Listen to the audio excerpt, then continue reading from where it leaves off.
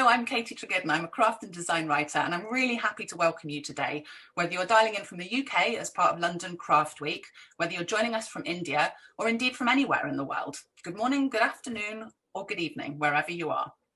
Joining me on the panel today is Akaya Se CEO Kanupriya Verma, as well as some of the designers and craftsmen with whom Akaya Se have collaborated on their debut collection across its 4 themes.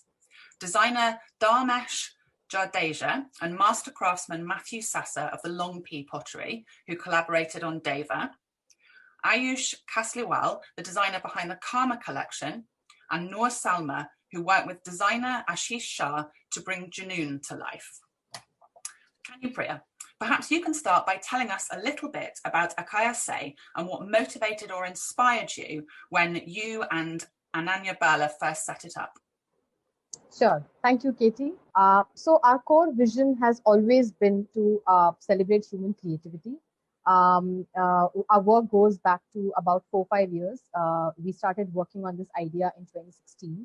And during our various travels to remote parts of the country like Bastar or remote villages in Maharashtra, we did realize that the creativity that we have been talking about, there is immense creativity that exists amongst the crafts people of India, and we did realize that the sector needed an authentic and creative voice. Our pursuit since then has been to bring the beauty that is found in handmade into the day-to-day lives of consumers. And how do we do that? Because there's a gap that exists between the consumer and the artisans right now. So through our various activities, we have tried to work very closely with the craft communities, exploring the abundant materials that are found in our ecosystem. And then eventually, how do we bring in design intervention to make these crafts more relevant to today's consumer? And with this belief, of course, the idea has always been to create a global artisanal lifestyle brand, which is very much rooted in, strongly rooted in the Indian aesthetic, as well as our focus is to work on the holistic ecosystem level, where we can create a collaborative model between the artisans, designers, as well as the studio artists, and also bring in some technology in between to make the craft more relevant. Brilliant. Thank you so much for that comprehensive introduction. Can you tell us a little bit about, bearing all of that in mind, why you decided to theme your first collection around the notion of sort of universal duality and how that plays out in each of the 4 themes? So Deva, Leela, Karma, and Junoon. Right.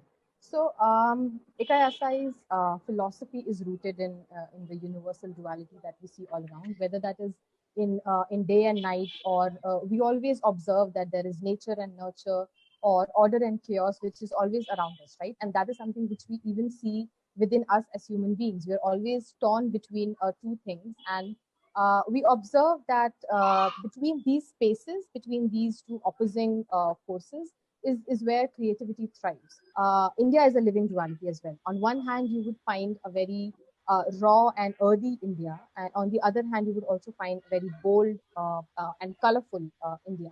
So between these 2 stark contrasts, we saw a possibility of multiple layers and complexities that exist within the moods of India, which is named as Deva, Kama, Leela, and Junoon. These came into existence. So if I have to talk a little bit about each of these moods, Deva talks about the contemplative, spiritual and meditative nature and emotion. Leela talks about a more nomadic, folklorish and more playful kind of a mood. Karma is about sensorial indulgence, as well as the desire, the human desire that we have. And Junoon is all about obsession, madness, and passion. So defining our aesthetic via these 4 moods is our attempt to emotionally connect with our consumers. And that's what we are hoping, that when our products finally reach each of our consumers' houses, they are able to connect with those products and eventually with us through the emotion of that mood. So much richness in each of those. I can imagine them being brilliant briefs to receive. Ayush, you responded to the brief of Karma. Can you tell us a little bit about your initial reaction to that brief when Kanupriya got in touch? Karma is the desire, love, richness, which you see that all across the country. And I think when Kanupriya shared some of those images, it evoked, a sensorial richness, about it, an excessiveness which was not out of place. It wasn't indulgent in a bad way. It was, I mean, I would in fact say it was more indulgent than excessive. Doing things that have got a reason to exist because we desire them to be so. So that is kind of how we interpreted it to start with. Normally, people just talk about product, and here we have the opportunity to talk about more than a product. It's an idea, a sensation. And as Kanupriya said, we want that idea to ride above the product, where the product supports an idea, and that's what carries it. So we looked at, I can take the names, it might take some time, but and they might not be familiar to many people, but to most Indians, we would recognize these people immediately. 50 years from now, people would wonder, what time did this object come from? And that is what we really want, the timelessness of Kama. That depth and richness, doesn't it? So Dharmesh, can you tell us a little bit about your initial reaction to the Deva brief? And you've said that you would describe your response as an Indian approach to minimalism. So I'd love you to dig into that a little bit as well. To receive a brief like Deva was kind of was very, I would say, apt to the kind of work we do in architecture, because we work a lot with earth, we work a lot with like the purity of the material and the kind of honesty of the material. Our work is very contextual wherever we build, whether it's climate, South India, whatever.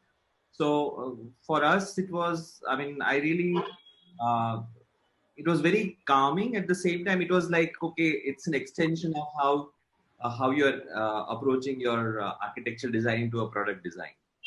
And having done some ceramic earlier, some work with some of the metal craftsmen and all on different projects. And so it was difficult at the same time, because to kind of get the purity of a material with the kind of craft like what Long P is like, when Matthew came here, when we understood how the material behaved and the kind of connection their material also has with their geography, the clay which comes, the stone dust what they use, or when we look at the bronze thing, how it is kind of woven into the traditional life of India, or the like all the culture, rituals and all.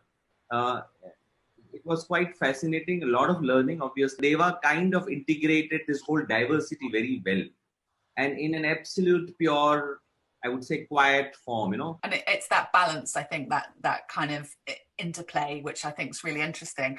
Matthew, you worked with Dharmesh, and yours is the Long P pottery. So I'd like to put the same question to you. What was your initial reaction to Deva as a brief, and kind of how does that sort of relate to the strong aesthetic within the Long P pottery? Yeah, working with Mr. Dharmesh, designer, and regarding this Deva tableware, I am, before I was doing myself as tableware like cups, bowl and all. But when I come close to the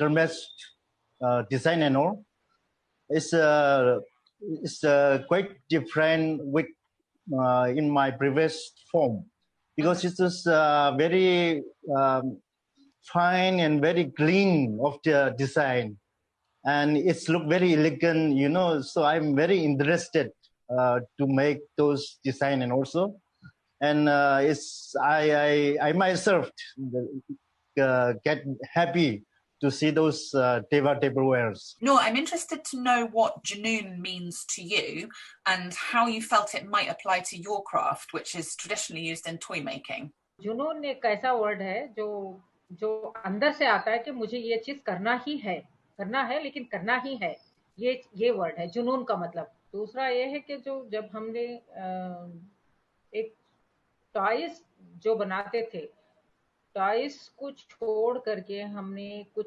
pieces बनाए, छोटे छोटे लकड़ी के pieces बनाए, और उसके अंदर इन्होंने इतना अच्छा सा वो टोटम बनाया। पहले तो वो चीज हमें पता ही नहीं थी, जब देखा गया तो वो देखा कि मैंने हम लोगों ने कितना अच्छा बनाया है। टॉयज के अलावा हम लोग और बहुत कुछ बना सकते हैं। जैसे आप आशीष डिजाइनर जो है, काया जो है, वो काया सबसे पहले तो काया का हम शुक्रगुजार हैं, और दूसरा आशीष ने हम लोगों के साथ मिल करके, डिजाइनर और एक आर्टिस्ट मिल करके कितना अच्छा सा काम कर सकते हैं। बहुत ही अच्छा लगा, और बहुत ही मतलब बहुत ही अच्छा लगा हम लोगों को काम करके। छोटी सी प्लेस में इतना अच्छा चीज बन सकता है, हमें भी पता नहीं था।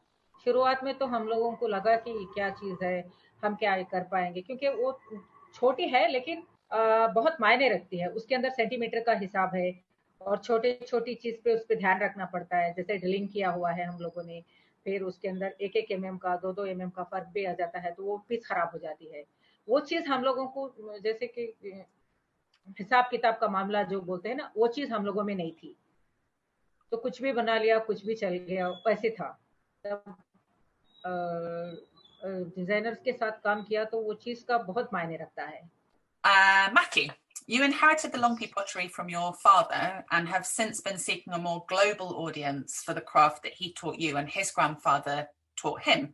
Yes, how yes. did this collaboration help you to do that? Okay. Yes, I follow my father's steps, father footsteps, and I run everything from him. But after I came to see this, working with Ikai Sai and Mr. Tamesh, the designer, I feel very proud that it changes leader. I gain a lot because working with designers, I have learned a lot of how designers think of the design and how I make, and I learn a lot of from them. Dharmesh, Matthew's just explained some of the things that he learned from working with you. How did the collaboration work from your point of view? What did you learn from working with Matthew and the Longpy pottery? I mean, any designer would look for is the kind of openness which the like these ancient craftsmen have, And I think Matthew, having worked in Delhi, having worked with many other people, we hit off quite well, and we really enjoyed that whole interaction of him using his the whole knowledge very, I would say, very openly. I mean, he was very, very open about the whole thing and all, and also he was very curious of like what we do in our studio. And I really think that we can come up with some really nice, very nice forms and products. Brilliant, thank you. And yeah, you absolutely have come up with some beautiful forms and products. So I think we can say that's true. Ayush, your response to the theme of karma was to conceive a dinner party with 6 pretty incredible guests. And I love that as a starting point for a tableware collection. Can you tell us about those guests and how they inspired the karma collection? So, when we got the theme, it was, we wanted a starting point because, desire is such a open word. So we identified, and just as something to help us think and create and illustrate in our own way the various forms of desire. So we looked at 6 figures who we thought epitomized different kinds of karma throughout history, we started thinking about what they would be talking about when they get together. It just gives a good narrative, and we get surprising results, from it. And that is the part of the process that we really enjoy. Imagining these people on a dinner table and the conversations that they might have had kind of gave us leads into every product. So each one of the products in the Karma collection has got a sub-narrative, which is probably lost on the end user, but doesn't matter. That spirit of that narrative is infused in that product, and they would discover it sometime or the other. Thank you so much to all of my panel. It's been an absolute joy talking to you, and I really appreciate your time today.